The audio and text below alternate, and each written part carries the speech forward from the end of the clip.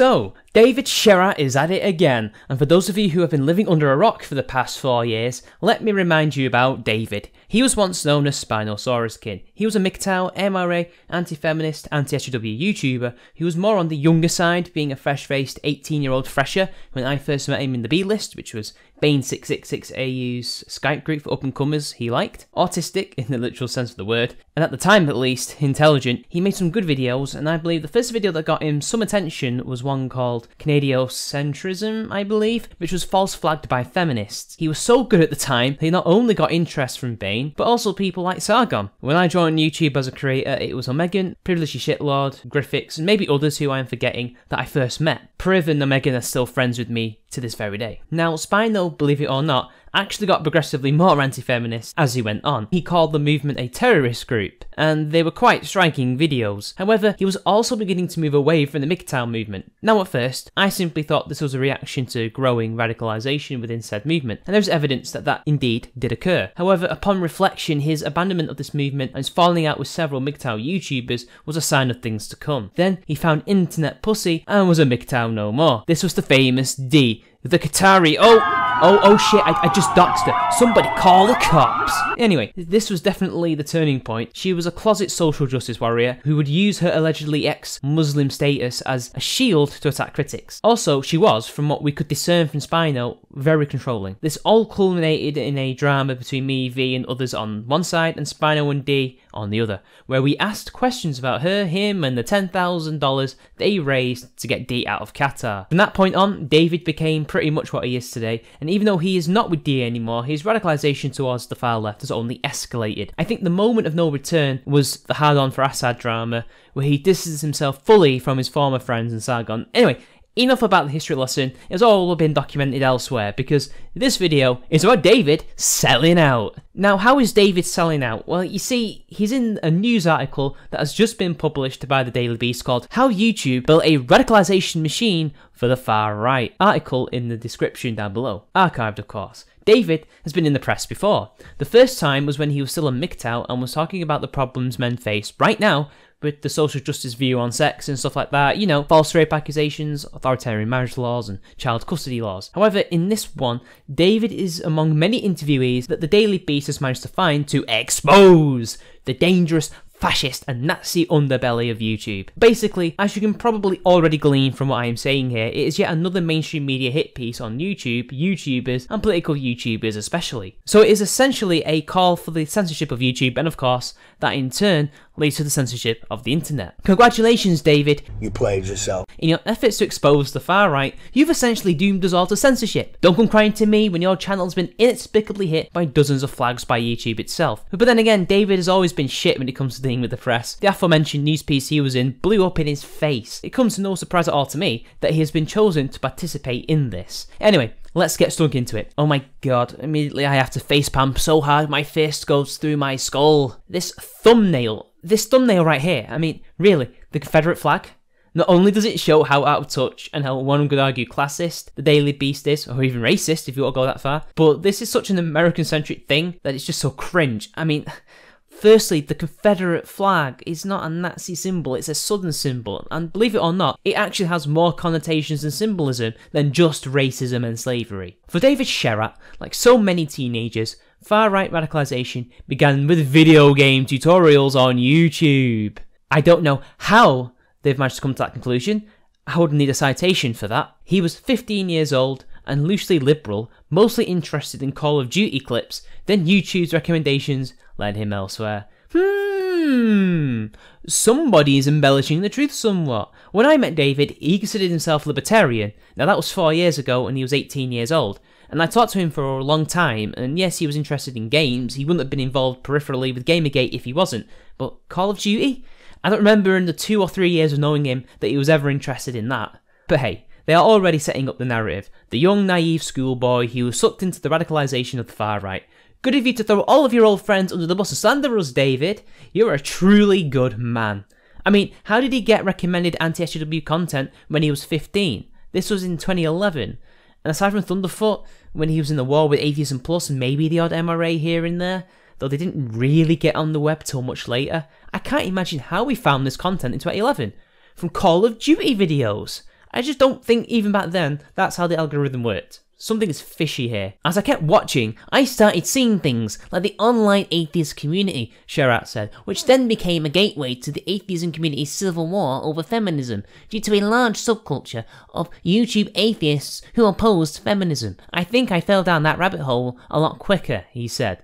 So somehow, inexplicably, through Call of Duty games, which, by the way, as an aside, off script, I think the reason why they're using this is to, again, slander gamers, and I guess referencing Gamergate, because for some reason video games to the far left are gateway drugs to far right bullshit and misogynist hellholes and things like that. He found the atheist community on YouTube. So yes, I was right, this was in 2011, and it was already embroiled in the civil war that would ultimately destroy it due to SJW infiltration. A large subculture though? I don't think they were large. Indeed, I would argue, though most atheists were not SJWs, only a few really spoke up against the invasion. The rest were just too scared or later on indoctrinated, like ContraPoints and Steve Shives, to criticise Atheism Plus. Thunderfoot was almost on his own for a while until the Slime Pit and early reaction to the femtheists were founded roughly near the same time. I might be having my dates mixed up. This is not a large subculture. It's a small but, as far as I can remember, vibrant area of the internet where anti-feminist atheists, or even just non-feminists who don't want feminism in atheism. Again, he's embellishing the truth here, and it is very important to note that there are very strong parallels with 3 Arrows' video about entering the anti-SJW rabbit hole. It cannot be a coincidence that all of a sudden this side of YouTube is trying to frame a loose collection of people who politically actually fall closer to the centre than the fringes as a cult one falls into. It is not a coincidence, in my opinion, that David is essentially paraphrasing this video. Is this a new narrative that the so-called new left or anti-SJWs are trying to concoct? Who can say, but it really makes you During that 4-year trip down the rabbit hole, the teenager made headlines for his involvement in the men's rights movement, a fringe ideology which believes men are oppressed by women, in which he no longer supports. He made videos with a prominent YouTuber, now beloved by the far right. Well, firstly, the men's rights movement, as David knows all too well, does not believe that women oppress men. They believe something completely different and much more complex than this Marxist false dichotomy bullshit that feminists actually believe in. Also a fringe ideology, well, considering that it's had some publicity over the years, successful films and marches, things like that, it's becoming slowly but steadily more accepted. People are beginning to notice the problems they highlight. But we all know this, and David knows this. But he's a progressive now, so this is what the MRM is. But what interests me is, he made videos with a prominent YouTuber now beloved of the far right. I wonder who that could be. Could it be a certain man from Swindon? Could it be some smaller YouTubers that he was once friends with?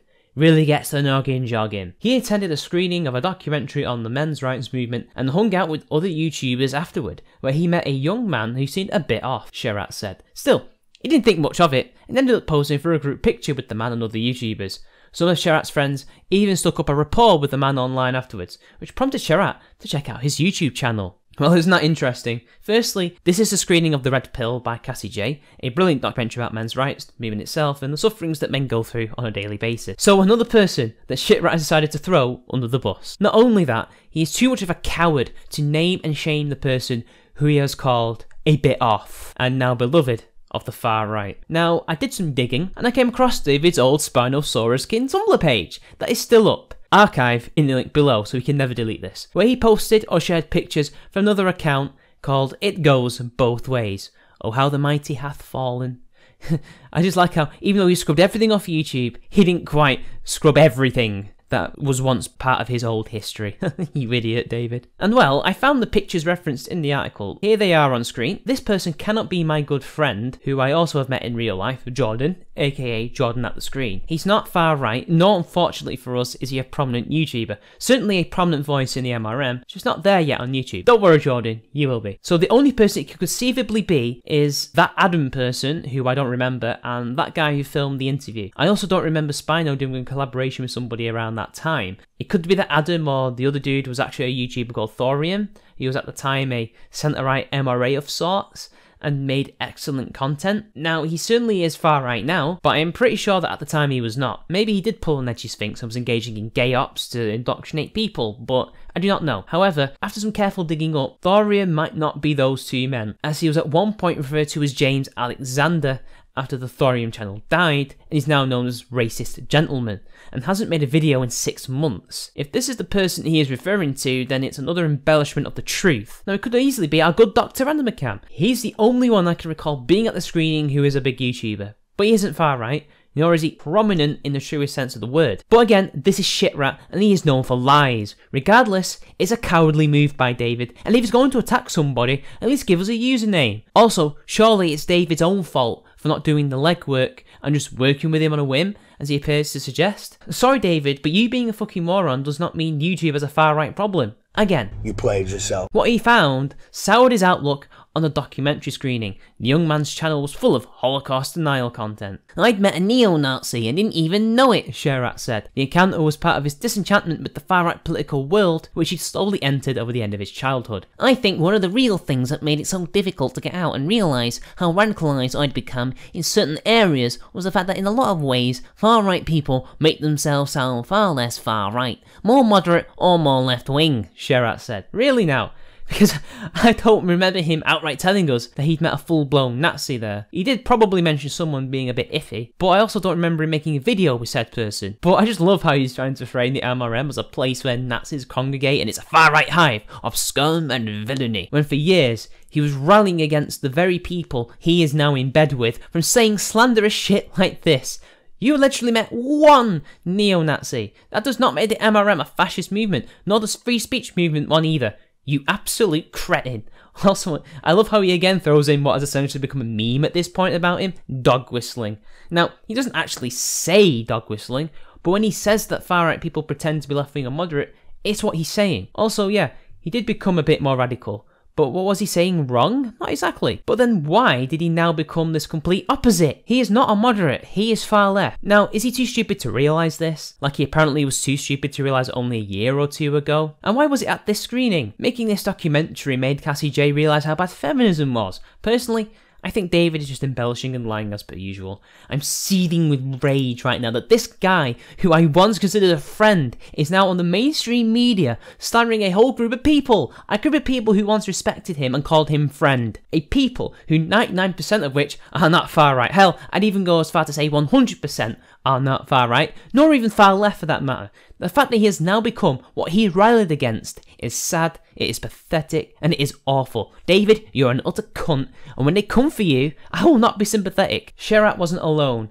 YouTube has become a quiet powerhouse of political radicalisation in recent years, powered by an algorithm that a former employee says suggests increasingly fringe content, and far-right YouTubers have learned to exploit that algorithm and land their videos high in the recommendations on less extreme videos. Daily Beast spoke to 3 men whose YouTube habits pushed them down a far-right path who have since logged out of hate. Again, more lies. The algorithm does not push political radicalisation, it pushes inane, family-friendly bullshit. YouTube recently have literally been purging people from the site. Monkey Jones, for example. Most of these people are the very moderates that Sherratt likes to claim he is. But I will not cover the rest of this article in this video. I have work as of writing this script, and I will probably return to this at a later date to finish it off. So, until next time, follow me on Subscribestar, and it's been your boy, and I'll see you later.